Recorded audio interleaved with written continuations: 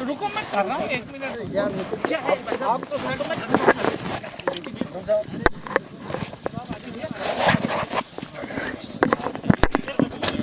आराम से आराम है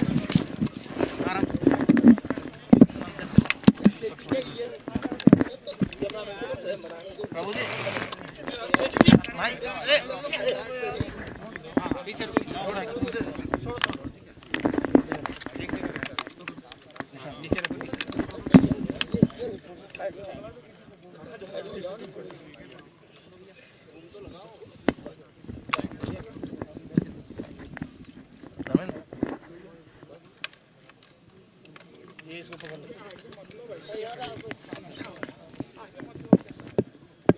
बताओ। ये बलिदान दिवस गांधी जी का आज है 23 जनवरी। ये हमें याद दिलाता है कि उस महापुरुष ने देश की आज़ादी के लिए जिस रूप में डू और डाई का नारा दिया, पूरे देश में महान नेताओं ने उनके सानिध्य में जंग लड़ी गई। नेताजी सुभाष चंद्र बोस ने उनको राष्ट्रपिता कहा और उनकी हत्या हो गई। हत्या करने वाले जो व्यक्ति हैं वो किस विचारधारा से संबंधित रखते हैं आप समझ सकते हैं। आज वो लोग राज्य में बैठे हुए हैं, उन्हीं के विचारधारा के लोग मेंबर पार्लियामेंट बन रहे जिन्होंने गांधी की हत्या करी। और उसी रूप में गांधी को आज हम श्रद्धा सुमन चढ़ाते हैं कि उस महापुरुष ने सब कुछ किया, आखिर में उनकी जान ले ली गई। पूरा देश नहीं बल्कि पूरी दुनिया शोक में डूब गई थी, क्योंकि उनका व्यक्तित्व विराट था। आइंस्टाइन जैसे वैज्ञानिक ने कहा कि आने वाली पीढ़ियों को विश्वास भी नहीं होगा कि महात्मा गांधी जैसा कोई व्यक्ति हार्ड मांस का बना हुआ इस धरती पे कभी चला भी है क्या। और एक सेंटेंस समझ आइए आप कि दुनिया के मुल्कों में गांधी के बारे में क्या धारणा थी। और आज हिंसा की बात होती है, तनाव की बात होती है और विश्वास की बात होती है। और गांधी का संदेश है प्यार का, मोहब्बत का, भाईचारे का, सद्भावना का, शांति का, अहिंसा का। आज ही मैं कहना चाहूँगा नौजवान पीढ़ी को, क्योंकि 98% लोग आज इस देश में हैं वो आज़ादी के बाद में पैदा हुए लगभग। आप सोच सकते हो कि किस रूप में गांधी को नई पीढ़ी तक पहुंचाने की आवश्यकता है। ये जो ट्रोल मीडिया चल पड़ा है बीजेपी का, आरएसएस का, आप कोई बात लिखो सोशल मीडिया पे तो उनकी ट्रोल आर्मी, जिनको लाखों करोड़ रुपए दिए जाते हैं, ट्रोल आर्मी बनाई गई पूरे देश के अंदर। वो सोशल मीडिया के ट्रोल आर्मी के लोग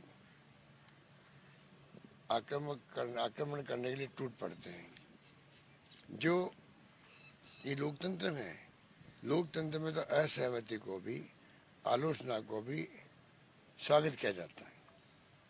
आज ऐसी स्थिति बन गई देश के अंदर, आप आलोचना कर दो, असहमति व्यक्त कर दो तो आप देशद्रोही हो। तो ये आप सोच सकते हो कि ये मुल्क किस दिशा में जा रहा है। ये मैं समझता हूँ हर नागरिक के लिए चिंता का विषय होना चाहिए।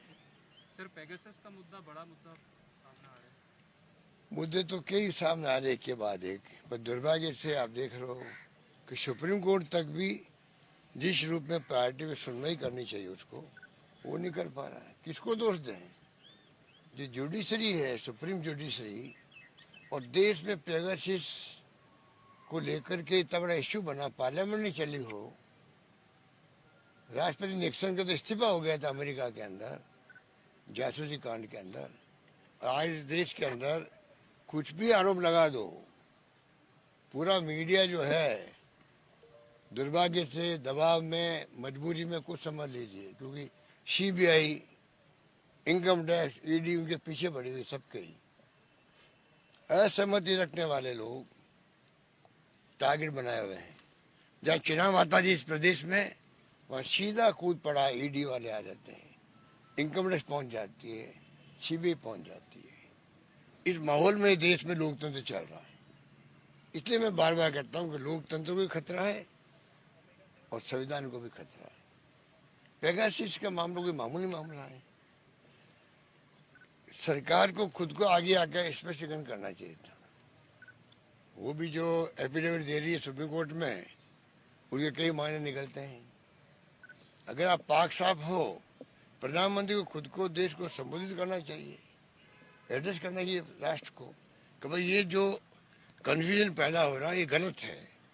क्योंकि जासूसी करना अपने आप में, टेलीफोन का अगर इलीगल आपका अगर सर्विलेंस में रख दिया आपने, वो भी बड़ा जुल्म होता है।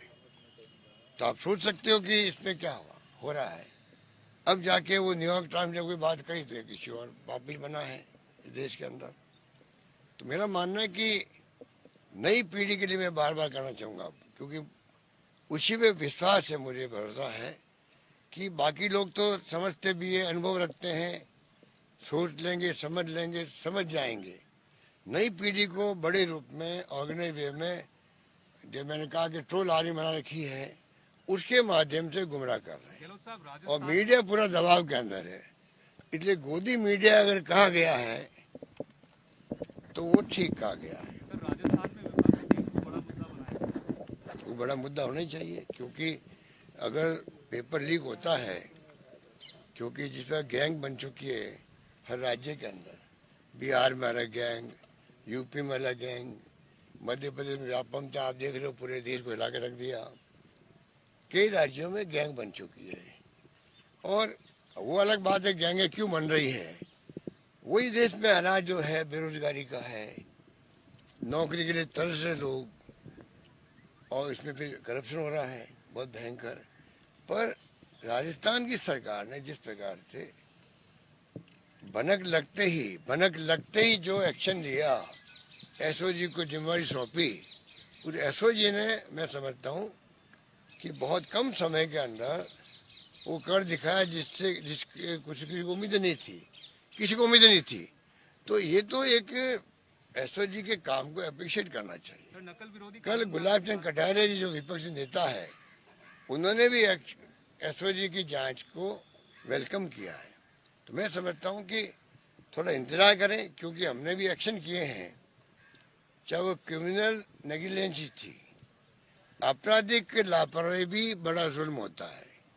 हमने केओं को बर्खास्त किया, सस्पेंड किया, धीरे धीरे जांच आगे बढ़ेगी, और जैसे ही जो कंफर्म होगा कि ये बिल्कुल ही इनके कारण ही सब कुछ हुआ है, कुछ लोगों के नाम आए भी हैं, पूछताछ भी हुई है, उनको बर्खास्त की कार्रवाई की जाएगी।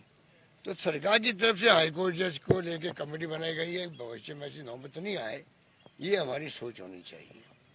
वो हमने कर दिया। और अगली विधानसभा में बिल लेके आ रहे हैं, जिससे कि उस पर ऐसे प्रावधान करें कि किसी की हिम्मत नहीं हो इस प्रकार की हरकतें करने की।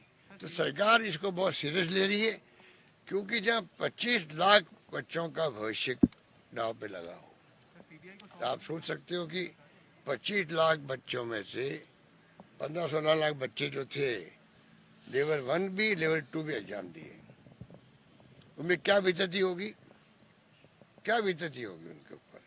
और अगर कुछ लोग ऐसे भी हैं राजनीति में जिनको कुछ समझ ही नहीं है राजनीति की, बड़े बड़े नेता बन गए बीजेपी के अंदर, वो ऐसे ऐसे स्टेटमेंट देते, मुझे तो हंसी आती है। कोई केंद्रीय मंत्री बना बैठा है, कोई राज्य में यहाँ पर बड़े पदों में बैठे हुए हैं, इनको पूछो यार थोड़ा बहुत तो कम से कम चिंतन करो, मनन करो, जानकारी पहले प्राप्त करो, फिर बोलना शुरू करो। बोले जा रहे हैं, कोई मतलब नहीं निकलता उनका। लोग कंफ्यूज होते हैं उल्टा, डिमोरलाइज होते हैं हमारे बच्चे। जो आज बेरोजगारी की समस्या, सबसे बड़ी समस्या कोई है महंगाई की तरह, तो वो है बेरोजगारी समस्या, मेरा मानना है। उन बेरोजगारों को ये ऐसा हालात बनाना चाहते हैं जिससे कि आगे आपके जो है भर्ती रुक जाए इसी बहाने। और भर्ती बहुत लंबे समय तक हो ही नहीं, पहले भी देख रहे हो आप लोग, 2 साल 3 साल 4 साल भर्ती देरी से हो रही है राजस्थान के अंदर। आरपीएससी के भी हमने आके उनको ठीक करने का प्रयास किया। और अंत में मैं कहना चाहूंगा, बीजेपी के राज में कई बार पेपर आउट भी हुए, कांग्रेस आंदोलन भी किए, उन्होंने क्या कर लिया? हमने तो गंभीरता से लिया है, जांच शुरू करी और पकड़े भी गए लोग। तो आप सोच सकते हो कि कांग्रेस की सरकार पूरी तरह गंभीरता से इस केस को ले रही है। मैं अपील करना चाहूंगा, चाहे वो पक्ष हो चाहे विपक्ष हो चाहे कोई व्यक्ति हो, आलोचना करना उनका अधिकार है, परंतु ये लाखों बेरोजगारों के भविष्य का सवाल है। इसमें हम ऐसे कोई रास्ता सुझाव दें कि सरकार को ये काम और करना चाहिए जिससे कि भविष्य में ये नौबत नहीं आए, तो मुझे समझ में आता, मैं वेलकम करूंगा उनके सुझावों को। उसकी बजाय खाली आप आलोचना करते जाओ, ऐसा माहौल बना दो, कोई सीबीआई की बात कर रहा है, कोई पुनः परीक्षा कराने की बात कर रहा है, ये तो बड़ा आसान काम है, 2 मिनट लगता है उसके अंदर फैसले करने में। उसका रिप्लिकेशन क्या होगा, ये एग्जाम कब आगे खिसक जाएंगे, कब वापस शुरू होंगे, और बाकी बढ़ते हैं वो भी रुक जाएगी। तो एक तरफ हमने 1 लाख से अधिक लोगों को नौकरी दे दी है, 90,000 के आसपास नौकरी चल रही है, क्या उन नौकरी रोक दें हम लोग? ये कोई सोच नहीं पा रहा और आलोचना किए जा रहे हैं। गहलोत साहब, बीपी जरौली की बर्खास्तगी बड़ा कदम माना जा रहा है, आगे और भी उस अधिकारी की बर्खास्तगी हो सकती है? देखिए, बात इसमें कोई व्यक्ति विशेष की बात नहीं है, आपराधिक लापरवाही भी बहुत बड़ा कारण होता है। हमने ये प्रयास किया है कि जिसकी हर गलती कीमत मांगती, मैंने बहुत पहले कहा था, 20 साल पहले मैं पहली बार मुख्यमंत्री बना, तो मैंने इस सेंटेंस को इंडिया टुडे ने कोट भी किया था। मैं फिर रिपीट करना चाहता हूँ, हर व्यक्ति की जिंदगी में